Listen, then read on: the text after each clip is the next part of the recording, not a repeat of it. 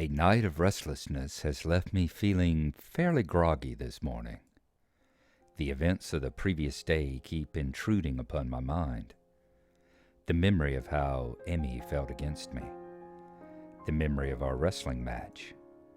And most bothersome, the memory of her nightmares. She was in so much pain. I can't stop wondering what it must be like for her to wake up with nobody there. The shower shocks me awake with hot water. Awake, but still worried. What will happen today? Will things just go back to normal? End of the episode, back to the status quo? There was a connection yesterday. Something that nearly pushed us past the boundaries of normal friendship. Would that have been so bad? My mind goes back to the look in Emmy's eyes after our pillow fight.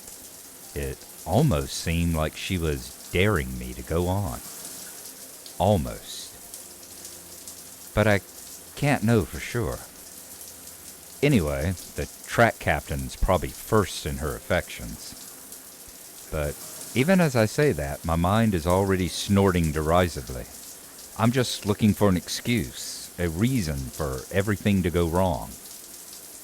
A reason to not try. It's not as if I've ever seen the two of them together outside of track practice. And clearly he's never visited. Emmy said so as much herself. If they were close, surely he'd visit. I'm such a wuss. I ought to just go for it anyway. Damn the consequences. That's what Emmy would do, I think. Hell, I know that's what she'd do. Which is partially why I'm convinced there's no interest on her end. She hasn't acted either. Maybe because of this trap captain. It's possible she's got a bit of a unrequited crush thing going on. But who would be able to clarify their relationship? It sure as hell can't be Amy. She'd probably just laugh and ask why I wanted to know, and I'm not ready to answer that yet. Ren would probably just give me a cryptic answer or something, and then with my luck she'd just ask Amy, who would ask me why I wanted to know, and I've already covered that problem.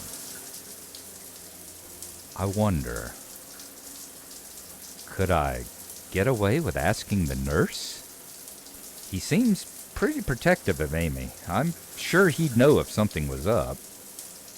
And he owes me a favor for not letting Emmy know he forgot to tell me about her being ill, so he'll keep quiet. What if he asked me why I want to know, though? I can shake him off. Just say I'm curious as a friend. He'll buy that, won't he? Of course. That's settled then. After the run, I'll talk to him while Emmy's waiting outside the office. There's no sign of Emmy when I arrive at the track. Is she still too ill? I decide to give her 10 minutes. I'm a little early, and she was ill yesterday, so if she takes a while to show up, it wouldn't be surprising. Still, I'd hate to just waste my time, so I occupy myself by stretching and pacing back and forth anxiously. What if I went too far yesterday? What if she doesn't come because she's embarrassed? What if... You're early again, Hasao. I'm impressed. Just like that, I feel some of the tension leaving my body. Emmy seems to be as bright and cheerful as usual, with no sign that she even was ill the other day, much less had a less than restful sleep. Still, I have to ask. Sleep well last night? It's just a throwaway question. Small talk. The sort of thing people ask someone they bump into the cafe while getting their morning coffee. But not for us. At least, not for me. I don't know if Emmy realizes that I'm actually concerned about how well she slept last night, but the question does give her pause. After a short moment of what seems like her genuinely pondering this, she nods. Yep, sure did. Was it because of me? Did I actually help? Or are you just saying that to get me to stop asking questions? Good to hear, I say. Emmy grins and begins warming up. So, ready to begin? She asks.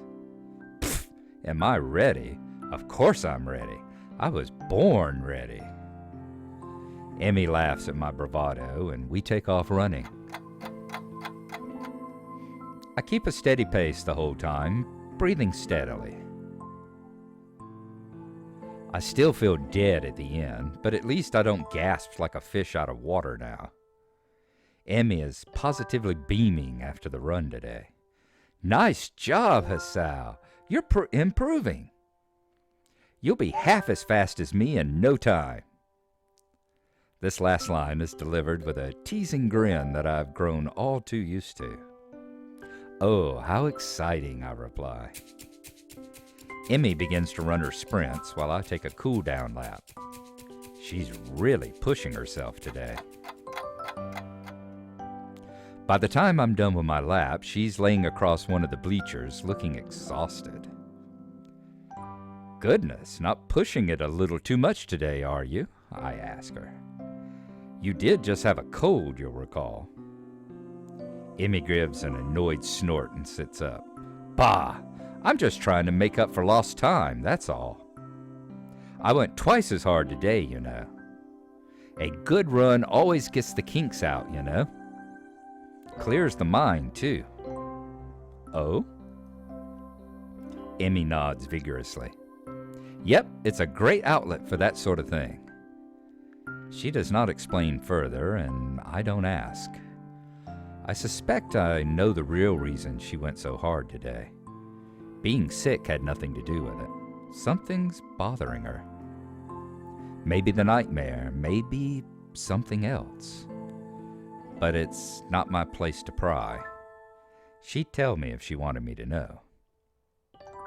So I just say, I'm sure that comes in handy. You have no idea. The sincerity in her voice confirms my suspicion. The only problem is, even though I know she'd tell me if she wanted me to know, I still want to know. Something on your mind then, I ask her. Emmy doesn't seem surprised by my question. Instead, she shrugs. Nah, it's nothing worth getting worried about. She seems as if she's trying to convince herself as much as she's convincing me.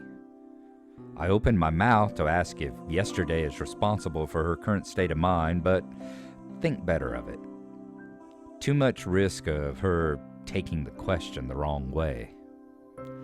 Besides, I'm not even sure myself what to think about yesterday. Really, I can only get about as far as how it felt to have Emmy sleeping next to me before my brain shuts down. Having her before me now, covered in sweat and looking wryly at me, she's making it difficult to think. Yeah, I say, I hear ya. We'd better hurry to see the nurse. We're running short on time, she says. Aren't we always? Emmy laughs at this, a dry chuckle that seems most un-Emmy-like. Too true. For a brief moment, she looks old, worn down by some old hurt. But just like yesterday, I can almost see her shouldering the burden and straightening up slightly. And then she's back to being Emmy again. Come on then, Hasao, race ya! With a sudden smile, she darts off. Hey, no fair! I take off after her, knowing I won't catch her, but not caring. Even if there's no chance of catching her, I'll still run after her. Emmy's waiting for me at the door as I arrive. Well, well, look who's finally shown up. Yeah. Enjoy your victory while you can. Emmy grins as the nurse pokes his head out of the door. "Well, there you are," he says. "Come on in, Hasao." In what has become a familiar routine by now, he checks my blood pressure and my heart rate. "A bit fast today, isn't it?" he says. "Yeah, I kind of raced Emmy here." The nurse laughs. "That's never a good idea." He leans in to whisper to me in a conspiratory manner. "I don't know if you've heard, but Emmy's a bit of a track star." I reel back in mock surprise. "Really? She never mentioned it before." The two of us share a laugh. "Did she do okay today? Cold seemed to bother her." "Why don't you ask her?" I said. He rolls his eyes in exasperation. "Of course I'm going to ask her too, but she'll tell me that she didn't have any problems, regardless of whether she did. So I'm asking you because you're her friend, and probably would tell me if she had any trouble today." When he puts it that way, it makes a lot more sense. I think a bit. She seemed pretty good today, if a little more tired than usual. She was already feeling better when I dropped by yesterday, so I'm not that surprised. The nurse nods, though I've noticed he tenses slightly when I mention yesterday's visit. "Well, that's good to hear," he says. "I figured it was just a 24-hour thing. Emmy tends to recover quickly from colds and the like. This may be my chance." I say, "Hey, speaking of Emmy, are she and the track captain, well, you know?" A look of suspicion crosses his face. "Why do you ask?" he says. "Well, it's just that they seem kind of close, and I was just curious, you know. And I'd never ask her because that would be kind of embarrassing." So far, so good. Now to really sell it. "Besides, I think they'd make a cute couple." The nurse laughs. "Well, I don't suppose you're the first to think that. But I think I can say with some certainty that the two of them would never do anything like that." "Certainty?" I say. "Yep. Not that I could tell you, of course. Confidentiality and all that." "Yeah, right. You just like holding a secret over my head." "That too," the nurse agrees. "Right. Now get out of here. I'm a busy man, you know." I roll my eyes at his last statement and head out the door, motioning to Emmy to go in. The whole time, I'm trying to keep from doing a celebratory dance. The two of them will never do anything like that. That's precisely the sort of thing I wanted to hear. I'm half tempted to make some sort of move on Emmy right now, but I think the nurse would probably disapprove. Besides, I still don't know exactly how Emmy feels about me. I mean, it's obvious that she cares about me as a friend, but something more than that? I can't be certain. Even so, I can't help but feel hopeful. I just need to figure out a good time to tell Emmy exactly how I feel. That puzzle should keep me occupied for the rest of the day, at least. The rooftop is completely deserted. Normally I could count on Rin to be up here before me, but she's strangely absent. I wonder if she decided to accompany Emmy to the cafeteria for once. That seems pretty unlikely, but it's all I can think of right now. Part of me wants to go look for Rin, but a far larger part of me is too pleased with the way the sun feels on my skin to care. I pick idly at my lunch while I wait for Emmy and Rin to show up. It does not take long for me to hear the sounds of someone coming up the stairs. I wait until the door begins to open before talking. "Took you long enough," I say.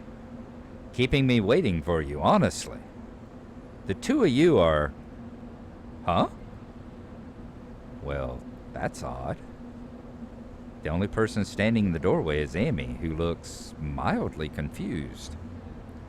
"What do you mean, huh?" she says. "It's me, you know, Emmy. We run in the mornings." She grins, and I feel my heart jump slightly in my chest at the sight. Yes, I knew that. I'm just confused. Where's Ren?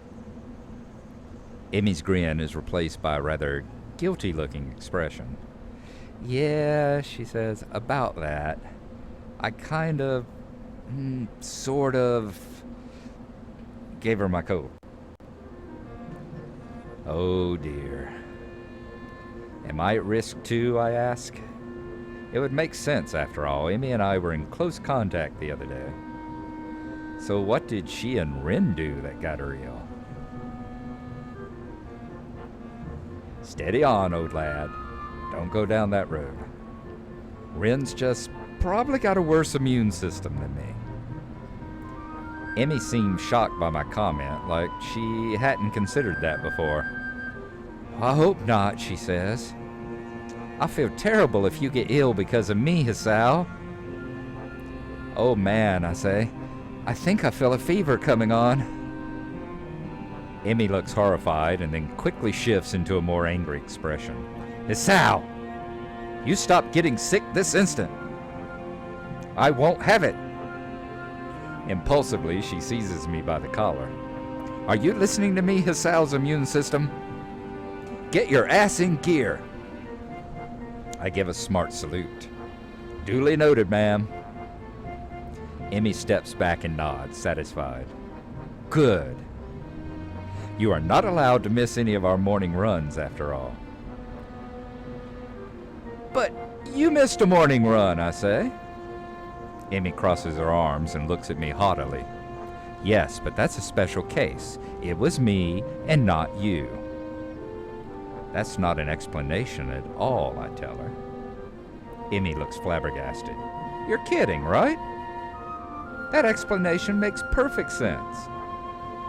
No, it doesn't, I say. It's a blatant double standard. I don't see what that has to do with anything, she replies. Oh, fine. Emmy seems pleased by her victory. Anyway, is Ren going to be okay? She's not terribly ill, right? Emmy shakes her head. Nope, she'll be fine. I got her some cold medicine that should help her.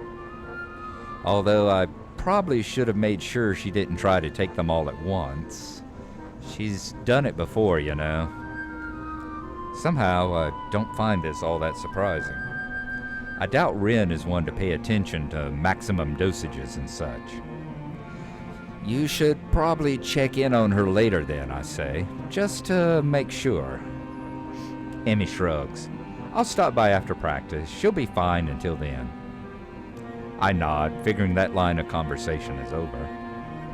The only problem is, I don't know what else to talk about. So, I say, you got any more track meets coming up?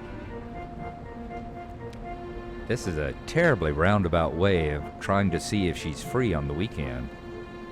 If she's free, then maybe I can ask her on a date or something. Well, assuming I can get myself to actually form the words. Emmy shakes her head. Nah, not for another couple weeks, I think. The season's winding down. Oh yeah, I came in right in the middle of things, didn't I? Does that mean exams are coming up soon? I should probably look into that. I ask her, what do you do on weekends if there's not a meet? An eyebrow goes up and Emmy gets a teasing look on her face. You're awfully inquisitive today, aren't you? I shrug and hope it looks casual. Just making conversation. I don't know what it's like to be a track star after all. Pfft, flattery, she says. She waves a hand idly. I'm not actually that good, you know. You just so happen to see me on a good day is all. You liar, I say. Heh, yeah. But humility is the sign of a good athlete.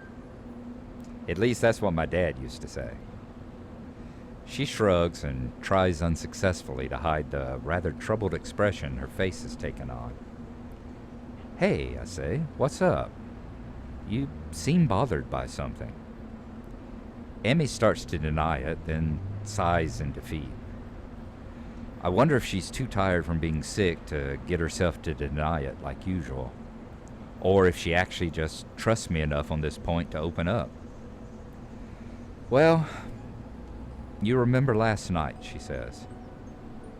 Do I ever? I settle for nodding, though. That's not the first time that's happened to me.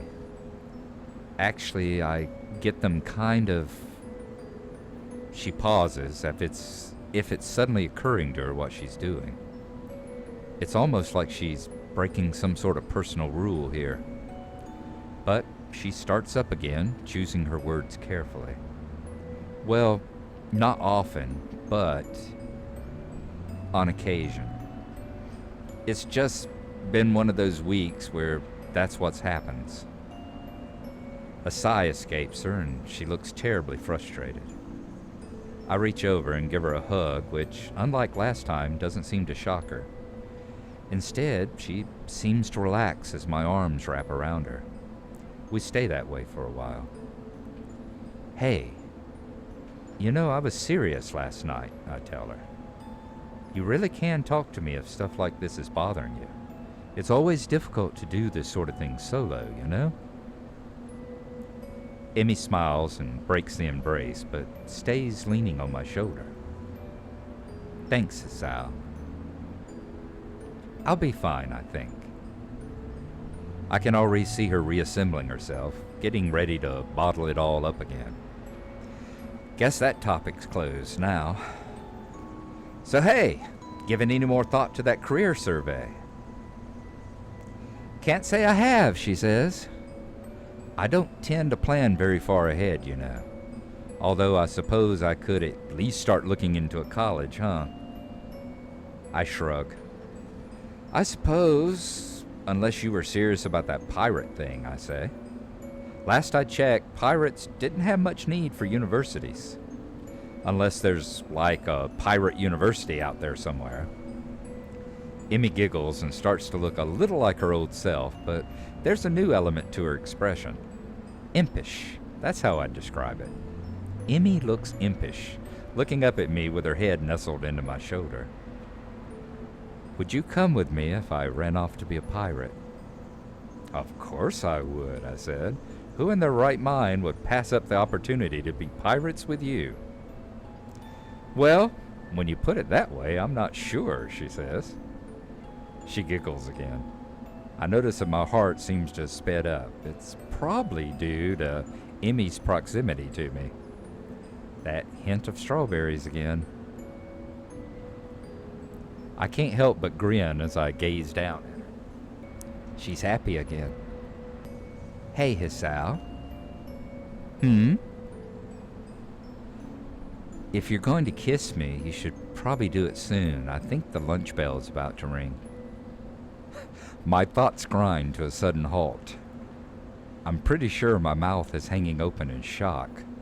All I can manage is a strangled, huh? This amuses Emmy even more.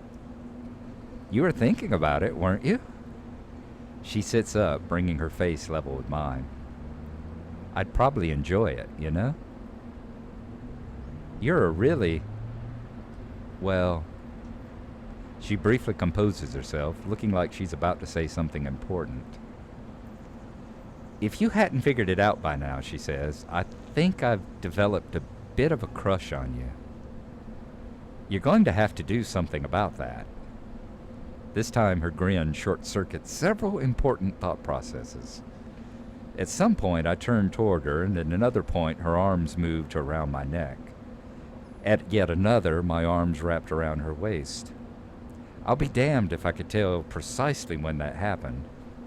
Because at that moment, there's only a voice in the back of my head yelling at me to kiss her. I look into Emmy's eyes. There it is. The thing I saw yesterday on the bed, it's there again.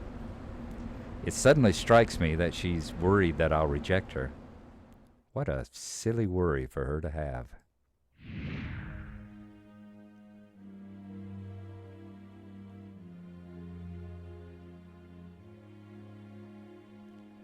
Her lips taste faintly of strawberries. She leans into the kiss and her arms tighten around the back of my head, making sure that I don't pull away. Not that there was any danger of that. There's a churning feeling in my gut. The world falls away. There's just me and her and this bench. My arms tighten, drawing her waist closer, entranced by the feel of her. I inhale her scent, my mind trying desperately to memorize everything about how she tastes, how she smells, how she feels.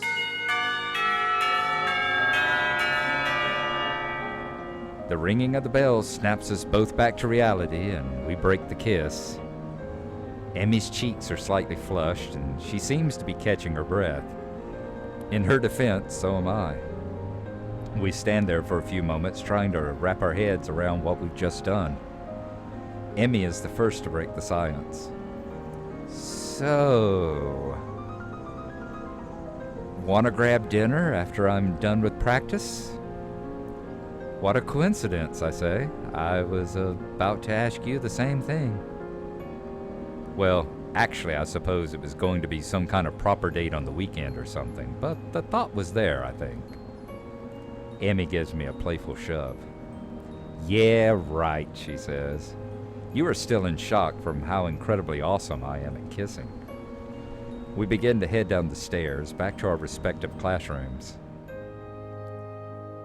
Hey, I didn't see you talking immediately afterwards either, I say to her. That I didn't. See you after practice, Al. She leans in quickly and gives me a quick kiss in the middle of the hallway, sending me into another brief state of mental freefall. As I head into my classroom, a giggling Misha greets me. Why, Hee-chan, you romantic you. Did you confess on the rooftop? Did you?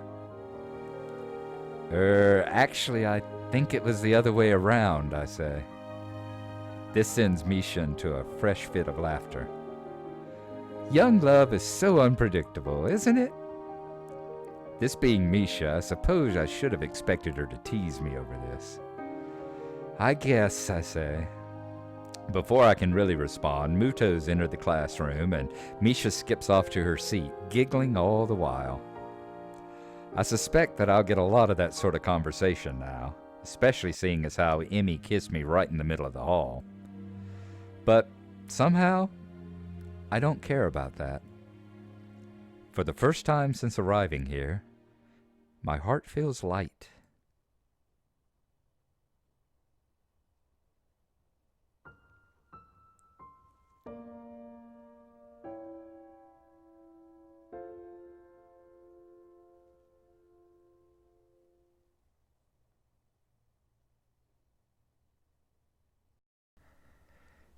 Aww.